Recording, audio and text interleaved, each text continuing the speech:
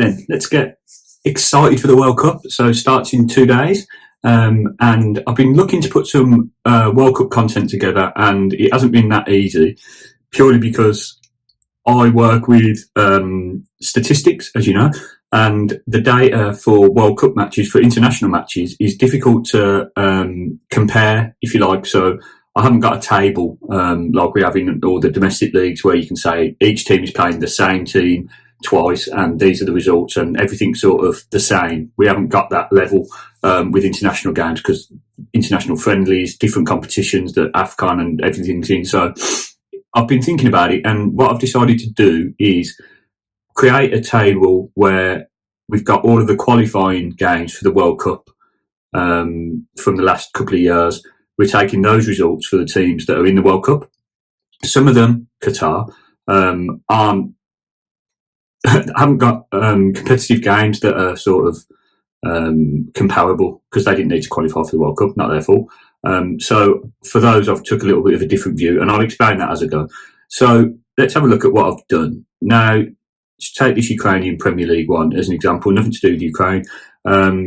This is Ukrainian Premier League Poisson setup that I've got for our usual matches, domestic matches. And as you can see, we've got home games and we've got how many games played, how many goals they've scored, the average goals per game for each team, average goals against. We've got home stats, away stats, averages down here, and then these roll up into the home attacking strength and defensive strength and away attacking strength and defensive strength. Yeah. Now, what's different about the World Cup is we're not going to be looking at home and away strength because they're all played on a neutral ground, aren't they? They're all played in the Middle East, apart from Qatar, who, you know, you're always going to get one host country. So we don't need home and away figures. It's kind of irrelevant how a team fared home and away because they're going to be playing away every game, if you like. So what I've done is just use all of the qualifying games, whether it's home or away, put them all into one pot. And what you'll see here is for the World Cup one, you'll see I've only got one set of data, one table. So we've got, these are all the qualifying games that teams have played. There's different numbers of games, obviously, because the different confederations have got different qualifying requirements. You'll see the European ones have got 8 games played. The African teams have got 10, I think, normally. They play sort of 8 league games and 2-legged knockout for the final qualifying space. Argentina, Brazil, and the other South American countries have got 17, 18. So yeah, there's varying amounts, but it's legit. So what we've done is we've got the average goals for, average goals against for that one, and then instead of having 2 columns here, we've got home and away. So as you can see, these home and away, instead of having 2 separate ones for home and away. So that makes sense. So we've still got our attacking and defensive strength, and we can use those figures in our formula to figure out, as you can see, what the attacking and defensive strength is. So where did we get the data from? Just quickly have a look at, so this is the sort of Sky Sports FIFA World Cup qualifying tables, the final table. So you can see Group A, B, C, D all the way down. And you'll probably recognise some of your teams, nations in here, hopefully. So I've took all of these games, we've got the for and against, and put those into our data table.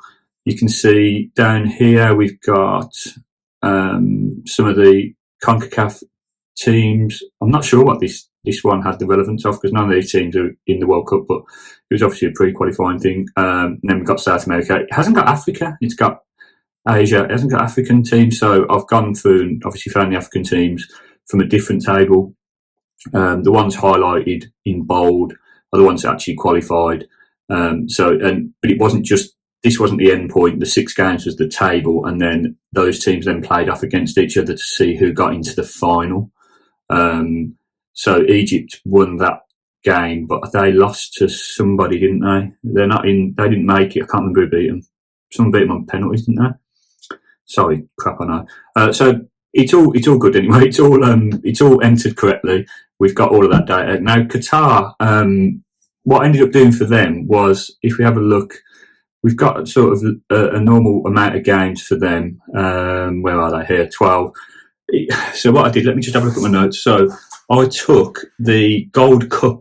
They played in the Gold Cup, which is normally for South American teams, I think, nations They were invited to play in the Gold Cup in 2021 as part of their sort of global tour to sort of raise the profile of Qatari football and also to get them some experience against other nations because they had no competitive games to play in. So they went in the Gold Cup. They played against Egypt, Honduras, I think, Grenada, which was a bit of a hammering, and they lost to USA in the final 1-0.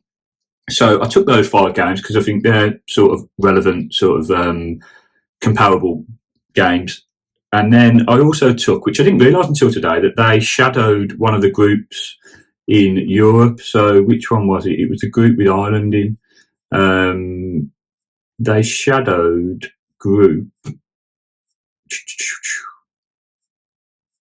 Dead air. Okay, yeah. They shadowed Group A. So although the games didn't count anything towards qualifying for any of the teams, so they were in effect friendlies, they played Serbia, Portugal, Republic of Ireland and Luxembourg twice, and they sort of used that as a warm-up for European teams to play against European teams. So they didn't do too well. I mean, they drew 2-2 with Azerbaijan away, lost 4-0 to Ireland away, drew 1-1 at home, lost 3-0 to Portugal away and 3-1 at home, drew with Luxembourg. So they had a mixed bag of results. But basically, the Gold Cup and those qualifying games are the ones that I've used to make Qatar's figures, because otherwise it was friendlies, and some of them are not even FIFA-approved friendlies. They had friendlies against Lazio and Ghana A team, which I don't even know what that is. So I haven't used those. So there you go. That's how we got to it.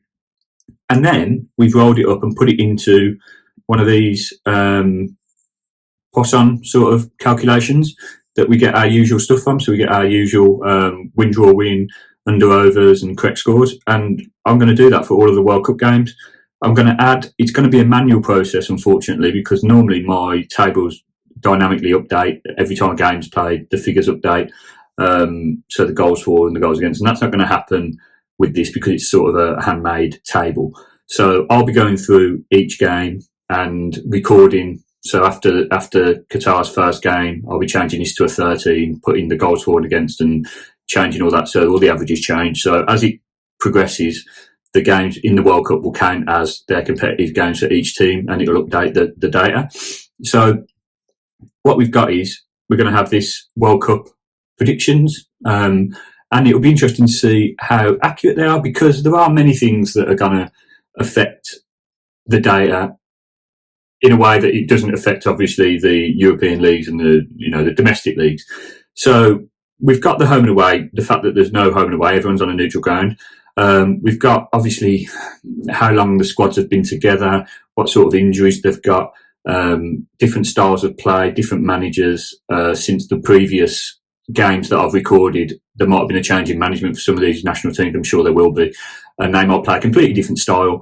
And where one team scored a lot of goals in qualifying might not score any goals, in the tournament. And obviously the pressure of the tournament isn't reflected in the Poisson stats, which is why I only wanted to use competitive games in the table. But still, a competitive qualifying game is nothing like playing in the first game of a World Cup. There's that to take into consideration. But I think as close as we can get it, that the data that we're looking at will sort of, it's as close as we can get to give us a good prediction, if you like. So if we have a look at the first 4 games, there's only one on Sunday, and I've put the Betfair odds in so we can see what they look like. 4 o'clock on Sunday, Qatar versus Ecuador. So we've got, our pack suggests that Qatar are outsiders, like long sort of underdogs, which I think we probably all agree. The draw isn't looking likely either, and an Ecuador win is still like over evens, so it's not like a guaranteed Ecuador win. And I think that's probably fair, isn't it, really? And if you look at the odds that Betfair are offering, 340, 315. If you're getting 340 on a home team, you're basically saying they're not likely to win. 315 for the draw, so they're edging towards the fact that a draw could be an outcome, which is probably reasonable. And 250 for Ecuador. Again, that's probably around fair. So as you can see, there's not actually any value in that first game. And then if we look at the under-overs, the under-overs is kind of interesting. So we're looking at the home fixture, at the unders here, and it says there's no chance of it being unders, basically, according to our data. But Betfair are saying it probably will be unders at 1.55.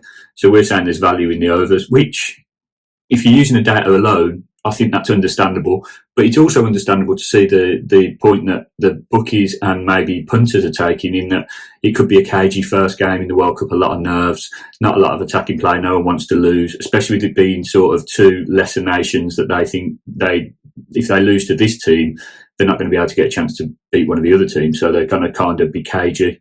Could be that way. Or could it be that both teams are going to go for it because they think, I've got to win this game because we haven't got a chance in the other games? Is it going to open up?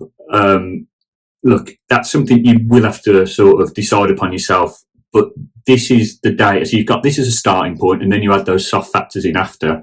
And this is like a toolkit to sort of aid your predictions, I guess. So in terms of the scores, we're looking at obviously heavy wins for Ecuador, but no clean sheets for Ecuador, which is interesting. So if you're looking at both teams to scores, maybe, or over-under, again, over-under looks like the best bet in this game. But I'm quite happy to see that the two sort of odds are fairly similar. You know, when you get a high poisson like this, you're never going to get odds like that from the bookmakers. So anything above threes is sort of in line. And then the actual price on Ecuador is pretty close. So what about the next game? Anyone interested in England? England-Iran, 1 o'clock on Monday. So again, this is kind of, you know, it shows that our calculations are probably pretty spot on. England, we've got as 1.68 favourites. You can't get that much on them at the bookies at the moment, 1.38. So pointless putting any sort of money on that. The draw is at 4.90, and we've got it at 3.39. It could happen, couldn't it? You know, I think every English person is going to be approaching with trepidation, to be honest. It could happen, couldn't it? There could be a draw. Iran, rank outsiders. There's value in Iran, but it's at 9.4 for us, so I don't think we're really interested in that. In this one, the unders is value at 1.69, and I would concur with that. I think as much as England are very offensive in terms of they've got a lot of good offensive players, whether they're all in form or not is another matter, but they have got a lot of good offensive players. And in qualifying, they scored goals for fun. So you could argue that it could be one-sided, but you could see Iran shutting up shop, couldn't you? And anyway, that's all speculation. And we've got the scores 1-0, 0-0, 2-0, 1-1, 0-1. So basically, the Poisson is predicting a very close match in terms of the scoreline, but with England being the dominant team. The next game on Monday, Senegal and Netherlands. I thought this one was quite interesting.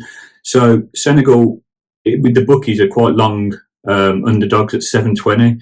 We've got them at 3.45, and we've got the Netherlands at 2.30. So we have got the Netherlands as favourites, but not as short favourites as the bookmakers will have you believe. And that's probably to do with the sort of European betting market favouring the European teams and not really appreciating the quality that the African teams have got, and completely underestimating the chances in this World Cup, which I think we'll see as a theme. So it's because we're not as familiar in the West with the African players who don't play, say, in the Premier League or Serie A. There's still a lot of very good, talented players. And I think that there could be some African teams that do cause an upset. Now, Mane's out for the tournament, which is a huge loss for Senegal and a huge loss for the tournament. So that price maybe would be a bit longer, the 3.45, if you factored that in. The draw, 3.67, you can get it at 4.10. I mean, first game of a World Cup, the Netherlands, you never know what you're going to get in tournament play. I think Lay Netherlands could be interesting, if I'm honest. And then we've got unders showing value as well. And in the final game on Monday, USA-Wales, again, I think this is a good indication of whether we're going to be close on the odds or not. USA, we've got them at 2.17, and the bookies are giving you 2.64. Wales, we've got them at 3.56. You're getting less than that at the bookies at 3.30, and the draw is shorter than we think it should be as well. Overs, it looks the way forward. USA 2.64. I quite like the look of that. I'm part Welsh, so I'll be rooting for Wales. I always do. But USA are decent. I know a lot of English people, particularly that I've spoken to, write USA off and think they're rubbish. They're not, are they? They're always going to be well drilled. They're going to be organised. They're going to have a solid strategic plan, and they've got some talented players. Austin Trusty, who's plays for Blues at the moment, should have been in centre half. Can't believe he's not. It's absolute bullshit. But they've got some. They have got some talented players. They've got Reina. They've got Pulisic.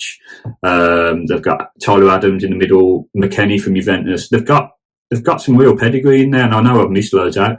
So yeah, that looks interesting for me. 2.64. I'd be probably interested in taking that on if I were betting on it.